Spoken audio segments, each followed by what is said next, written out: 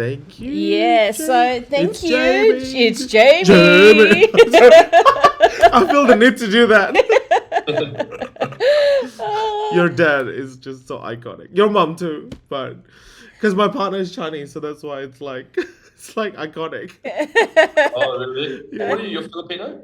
No, I'm Chinese Indonesian, so Oh, Indonesian, yes. right? I see. My girlfriend's half Indonesian, Oh no way! What's the other half? like Australian, but her mum's side is from Surabaya. No, my parents are from Surabaya. Oh, wow. They're just Really? Chinese, like Chinese Indonesian. There's a lot of Chinese Indonesian in Surabaya, so yeah. Right. Is she Chinese Indonesian half or is she Yeah. Indonesian? There you go. But yeah, Surabaya is good. It's hot, but it's really good. Good food. Yeah, yeah. I gotta go there someday. Oh my god. I was going to say, you guys. Adrian will be able to give you like the hot tips Yeah, I'll of where to bring go. No, it's funny. One time, you actually gave me a parking spot. One time. Me? Yes, I It's- think last year, or maybe no, just after the lockdown ended, you were in Sydney and you were in Chinatown, near Chinatown, and you were parking on the street in Haymarket, in Key Street, somewhere there, and then you took off, and then I took your spot, and then no, you actually looked at me and I'm like, take my spot. You actually gave me a hint, like, take my spot, like, and then I'm like, yes, I'm taking it. Yes. Wait a minute. I don't know why. I have a really bad memory for these things, but I think I remember that. Really? Oh, wow. It's great. What are the chances? I don't know why. That's because when people Were you tell me driving like, a oh, BMW, like- right? sorry. Was it a BMW? No, I used to have an Audi. Oh no, it was an Audi. Yes, it was. Yes. Was that? Yeah, I don't know, because people always say to me like, "Oh, we met at this place. Do you remember when this happened?" I never remember it, but for some reason, I think I remember this. Was it near the Novotel? Yes, it's right in front of the That's Novotel. Yeah. I remember. I don't know. That is that's shook. I'm shook. I'm shook. It's so funny. Well, when you think about like how busy you both are, that's amazing that you remember. Like you have No, that... I'll remember because obviously I've followed Jamie since ages ago. Thank I've you. seen Thank the evolution of your content since forever ago, and I love it. Like, Yeah, so I mean, Jamie, like walk us through, because it's incredible your starting point. I mean, 9 years ago that you started on this content journey, and initially you started in the comedy space, like the online. So how did it all start? Like, was it a natural progression, or did you have something planned as to where you wanted to go? Yeah, good question. So, like, I was trying to be a professional soccer player for about 9 years during my high schooling. yeah, And then I went to live in the UK for about a year, and I did some trials with a few professional clubs. And then I kind of realized that professional sport or semi-professional sport, what I was playing, just wasn't really like for me anymore. So I then found myself procrastinating over in London, and just being heaps broke, having no money, no purpose. And I didn't just want to come back to Australia and go to uni. yeah, So yeah, I kind of just stumbled across YouTube back in 2013, I think it was. yeah, And I saw all these people just like filming all these crazy prank videos in Australia. yeah, And it was really weird. It was like literally like a sign from God. Like I just felt this extreme like certainty that I had to be doing this Yeah. for some reason. And so then I came back in 2014, and then just started making prank videos. And I started off by like doing sort of public embarrassment videos where I just do stupid stuff in front of people and get their reactions. And then this started to migrate into supermarket stuff, like making like dumb noises. Oh my And One of yeah. one of my question that I really want to ask, like, how do you find the courage to like, like the tennis court obviously is the one that's, and you did it in Nick Kyrgios's game for any game. It's like it has to be his game. Like it's perfect.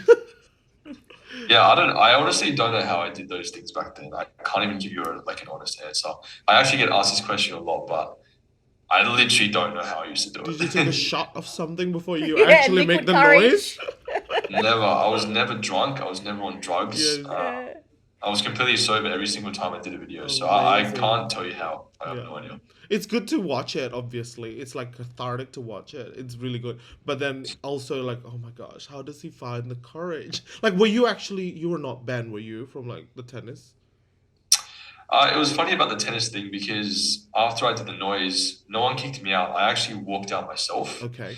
Then I was met by like an Australian Open official, and Yeah. then he was heaps mad at me. He was saying, Yeah. "You've been banned from this particular match." Yeah. And he said, "If I ever come back, he's going to ban me from the whole tournament." But then I was thinking to myself, like, why don't you just ban me from the whole tournament right now? Because Yeah. Yes, it's just like giving you a warning. And like, do they give you an official document or a sheet or any of that? It's Did just they take a picture of you? I guess you're all over the news.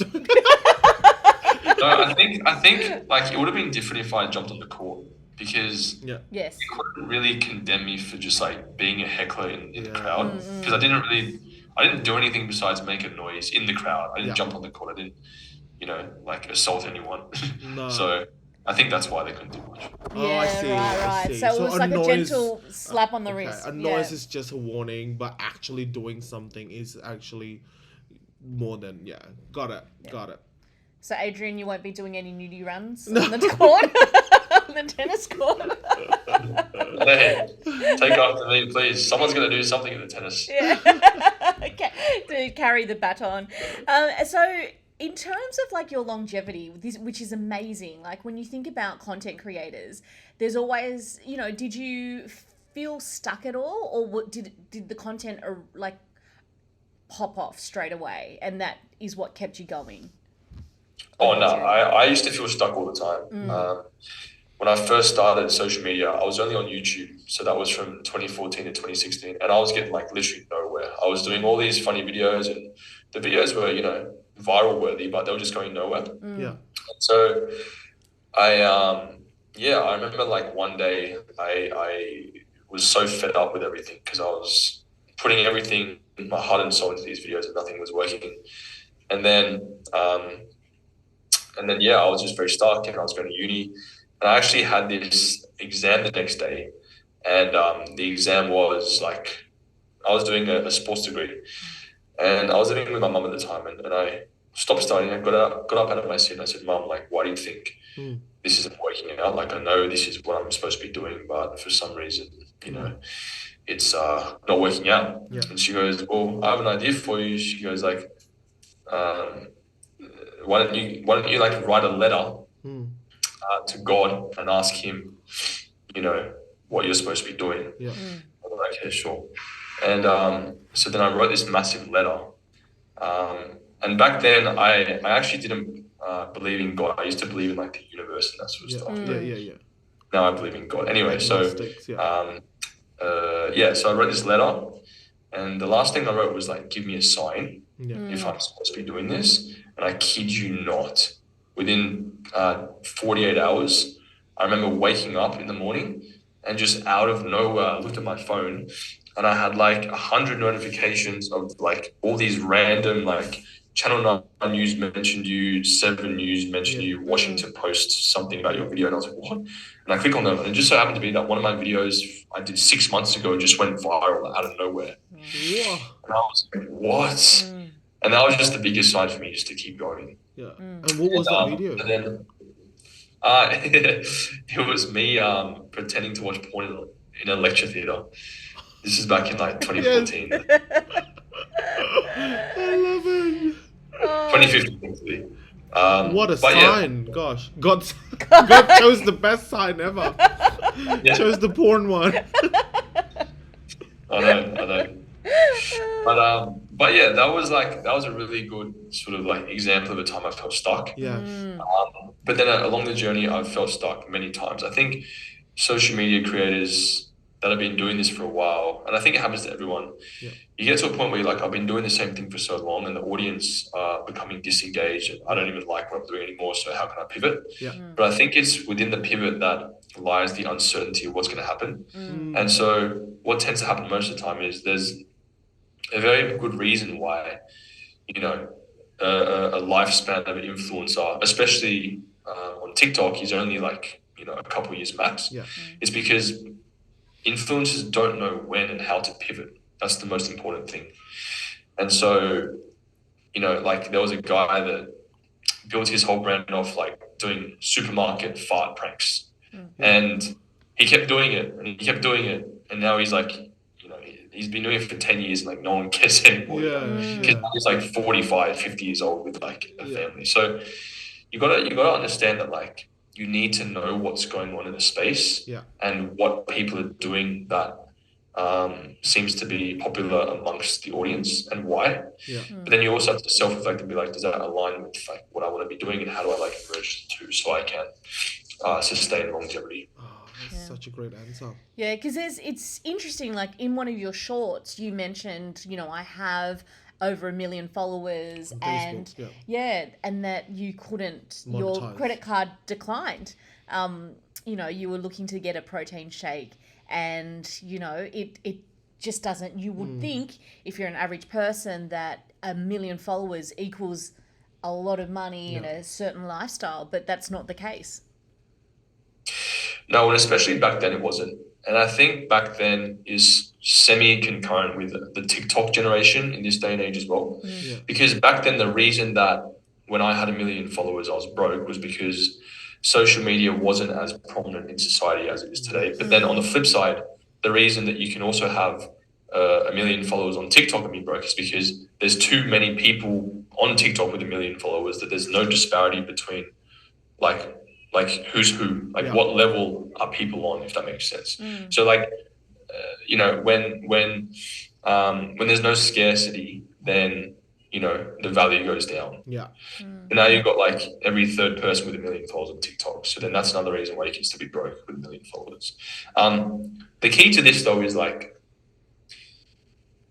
you really have to expand. I think especially with TikTok, you really have to expand out of TikTok. You should use TikTok as like a springboard. That's right, to something else, because it's too easy on TikTok to go viral. Back then, it was so difficult to go viral, and so like it's like if you place 100 people in the room, they're all the same. How are you going to pick who's better at a certain thing than the others? And you have to somehow get above that. So I think even with your content, man, like you do some really great food content.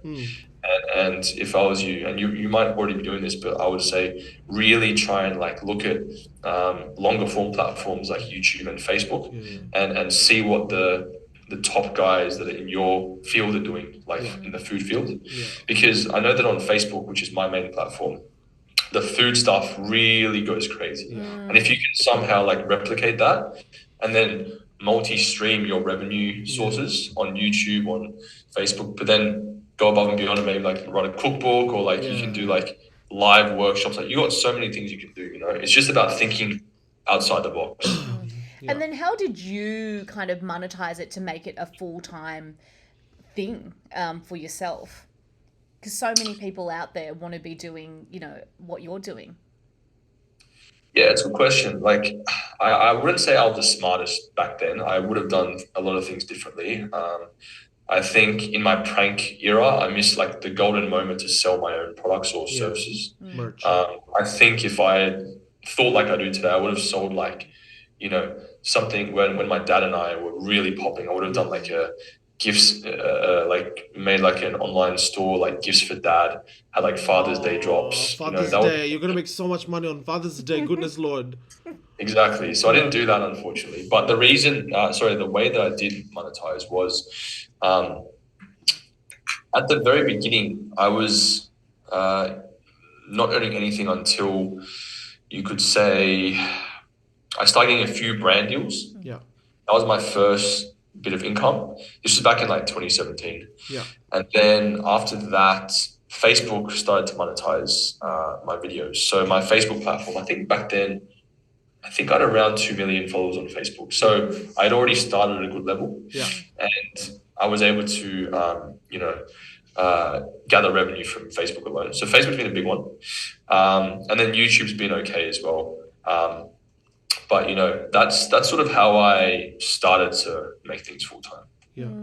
And then did you kind of think about the brand space or the pocket that you were in? Because you started from online pranks and then you moved into fitness and lifestyle. So was that kind of a deliberate choice? Like, did you find that you could have more opportunities in that space?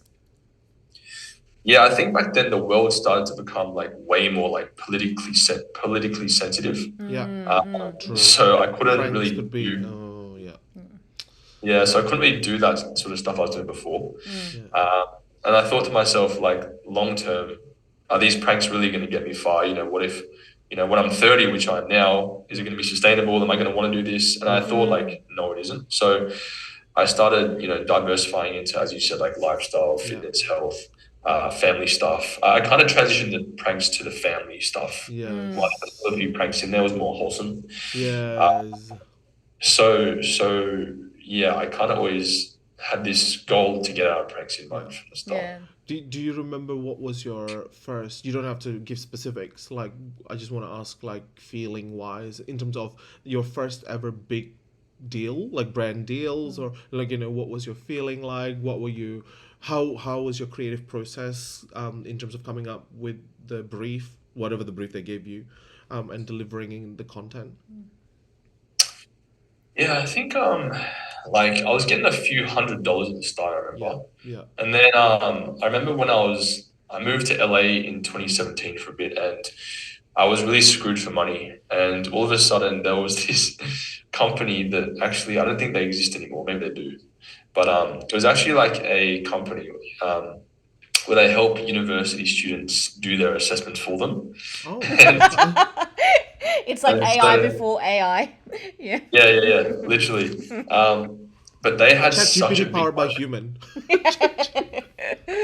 Yeah. Go on. But yeah, they had like a pretty crazy budget, and Yeah. I remember like they offered me some stuff at Facebook, and like it was a couple grand, and I was like, whoa, and it really saved my ass because I needed that. And I think the thought process was like, wow, like I can make a few thousand on social media. That's really cool. Yeah. Where it can take me in the future. So Yeah. how I sort of organized the brief, it wasn't like too official with them. It was very like relaxed. Yeah. You do brands that need specific, deliverables, key points, and all these sorts of things. But with them, it was very, very chill. So Okay. yeah, it was good. It was very good memory of the first big deal then. Have you That's ever right. worked with brand that's like quite annoying? Yes, I won't mention them, but we recently had a campaign where we had to reshoot the content about 5 times maybe. Yeah. Oh, what a Yeah. nightmare. Yeah, but that's just part of the game, man. It's like I always like to, I guess take a level of responsibility. It's like we agreed on something, and in the contract it said that they were obliged to a few, content reshoots if needed. So it's like, I guess it's That's, yeah. hard with your type of contents because there's a lot of personality and conversation communications, while like my type of content is showcasing something. So I think I've only been asked once to reshoot, because most of the time it's like I don't have to come up with personality or an idea to show off. Like, it's pretty much just showing what it is.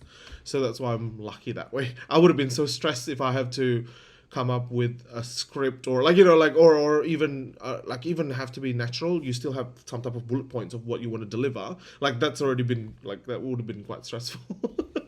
well, I think your model of content's actually like very sustainable because you know the saying like leverage means how can you optimize your time for more output and more results. Yeah. And if you think about it long term, it's like, why would someone want to be working a 9 to 5 job, getting paid minimum wage? Because there's absolutely no hope that they'll be able to leverage that at all. But then the same goes for someone like myself in front of a camera, having to, look at like a whole year, 365 days, and assume that at least, maybe like 50 of those days, like I won't be like bothered, or like I just won't be in like a good mood, or something will happen, life will happen. Yeah. Then having to then forego that and put myself on camera and act all happy. Yeah. It's I think the model that you have,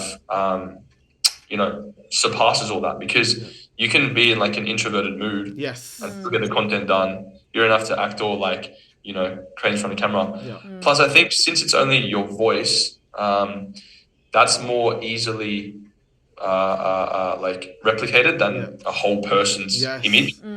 So, for example, like you could expand into getting like a voiceover artist Yeah. to start taking over, and that's a good then idea. you have this business running on the You're side, right. and then you don't have to do anything, and you're Yes. still earning money. You know, it's like Yeah, you're So- right. Yesterday I got the first, well, not the first, but I got a brief where I have to actually say it live, like record myself live saying something, like almost like a script. And then I messaged my manager immediately, like, and I'm like, don't effing get me live. Just get me a fucking voiceover. I can't deal with this. I'm so stressed. yeah, like look, there's pros and cons to everything, but I think like efficiency wise, you have a good model. I'm just not a natural when I have to speak in front of a camera. That's why when you were talking about coming up with YouTube, it'll probably have to be like full voiceover because I'm just not descriptive enough or not communicative enough when I'm like eating stuff or when I'm showing stuff. And you know, you need a certain personality where you can just talk off the cuff and just non-stop talk. Like, you know. Yeah. Is that Well, there are faceless YouTube channels that are doing really Yes. well. Yeah. and so like those who are kind of starting out, would you kind of recommend them find a niche? Is that really important? Like, are there certain niches, as you said, that have almost like an expiry date, like pranks, whereas lifestyle is more kind of open to more deals and you can make more of a living off it? Yeah, this is always the golden question because personal branding and like more corporate branding are two completely different things. It's like when you walk into KFC, you know you're just gonna get chicken and that's it. But then when you walk into like, if you meet a person, they might like to go gardening on the weekend. They might also have a fascination for Harry Potter. They might also like badminton. You know, like what do you showcase, right? Because as humans, we're so like different in different situations around other people, family, friends, co-workers. So it's like, what side do you show? And I think personal branding is much more tricky for that reason, but you do, I think, have to dial in on one thing. So it's like, what, Yeah. I like to think of it this way, like, what do people always say you're very good at? Or what have you been complimented on before?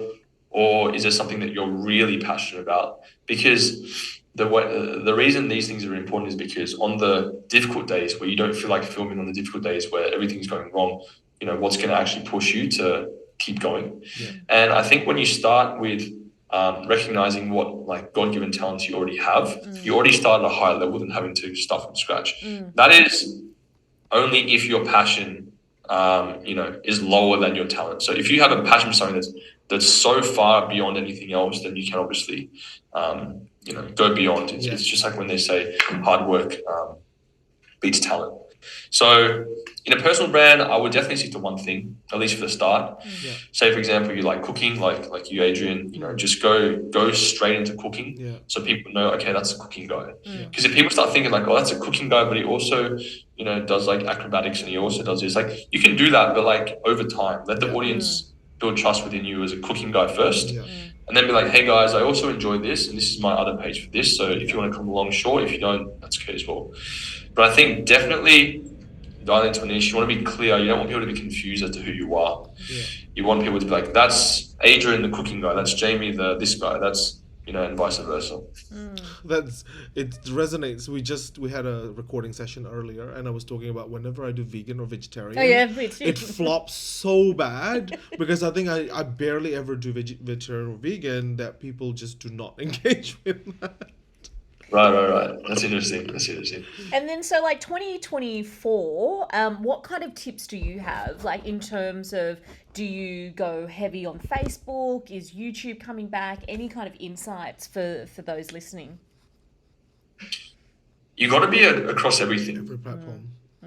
It's like before it was really quality over quantity, but now it's like equaled itself out because there's so much competition in the space. It's like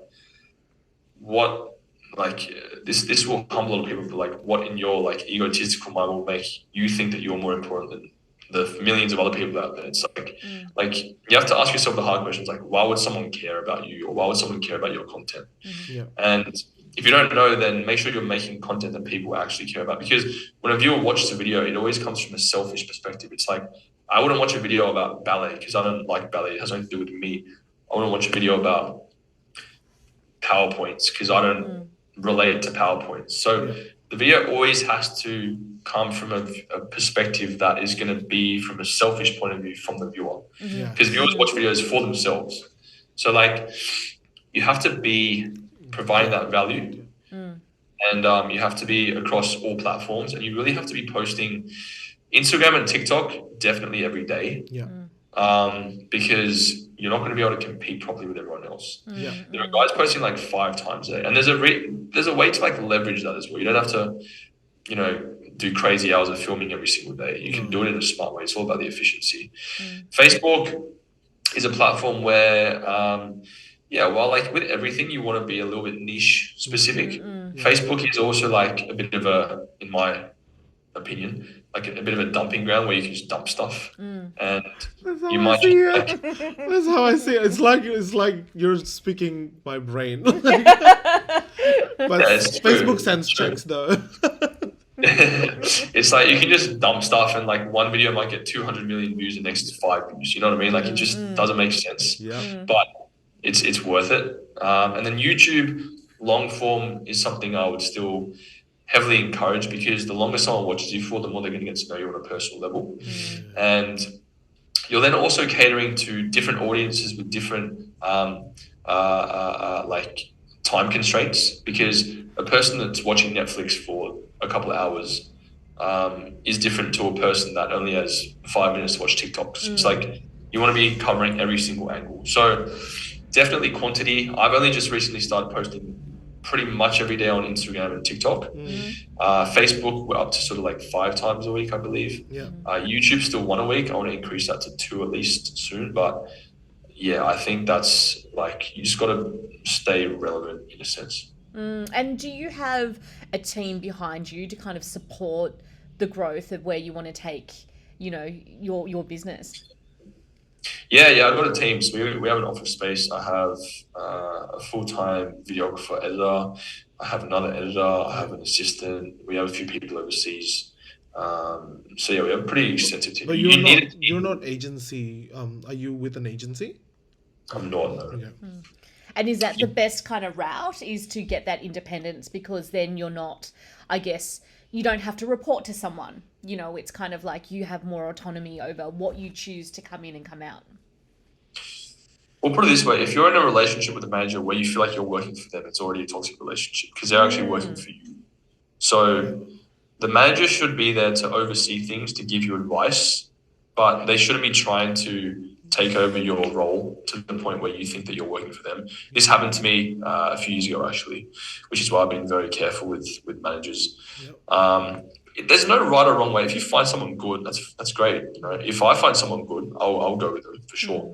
But I've just been around long enough, and I've seen things happen where I'm like very picky. You know, it's also important, you know, as the founder of your own company, personal brand, for you to know all the ins and outs of the business, so that you can see little gaps and loopholes where things may, you know, easily come into conflict or present, you know, difficulties or risks, so that when you do get a manager, or if you get a manager, you can sort of like watch out for those little, you know, dangers that they could present.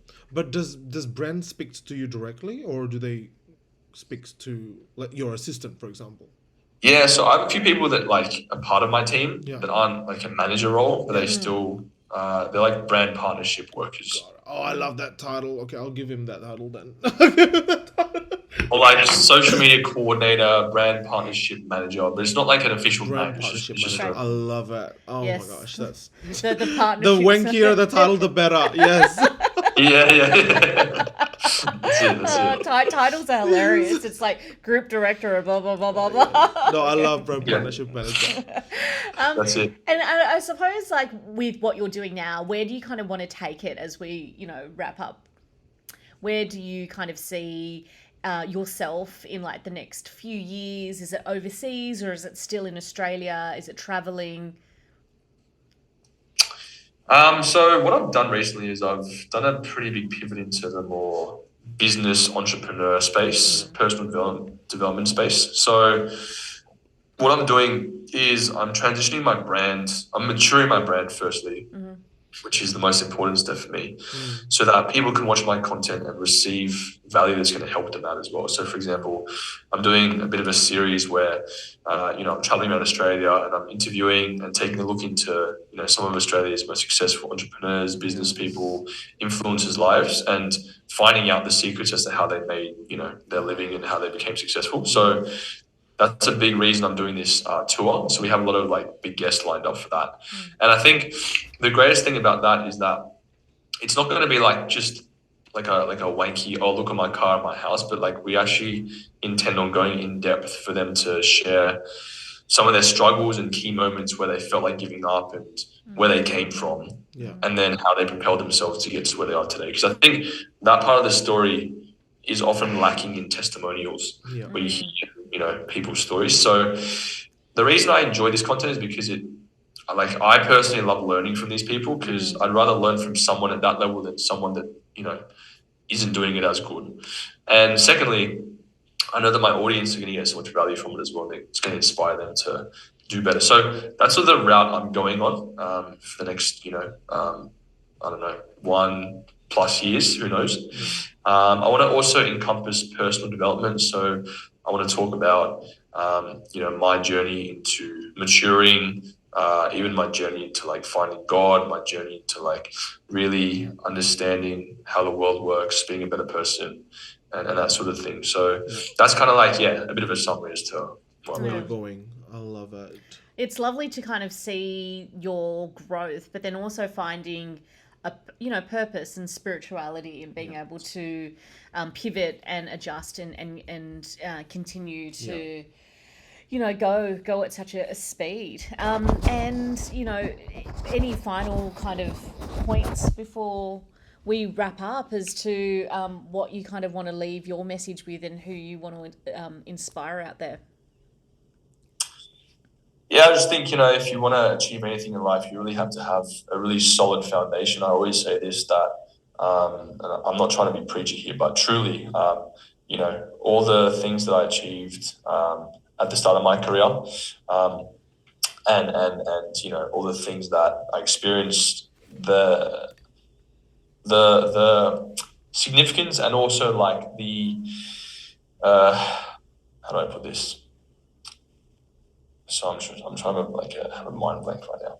It's like the foundation I've built since having a strong spiritual foundation has optimized everything times 100. So I think people that are sort of looking to get somewhere have to have a foundation first, and then you build on top of it. So for example, me with my, spiritual foundation of finding God, that really propelled me to be able to operate in a way where I have the ability to, work so hard or even have such a clear vision. Whereas before, when I was doing all the other stuff, my vision was it was a bit more murky because I didn't have a solid foundation. So I think starting from having a spiritual foundation is really important, and then building on top of that, and that's going to align you with making sure that your vision and your purpose are for the right reason. So anyone out there that is looking to achieve anything, that's sort of where I would start from. I love it. It's like an inbuilt compass that you have. Yes. Yeah. Well, thank you so much. Thank you so much. We appreciate your time. Yes. No worries.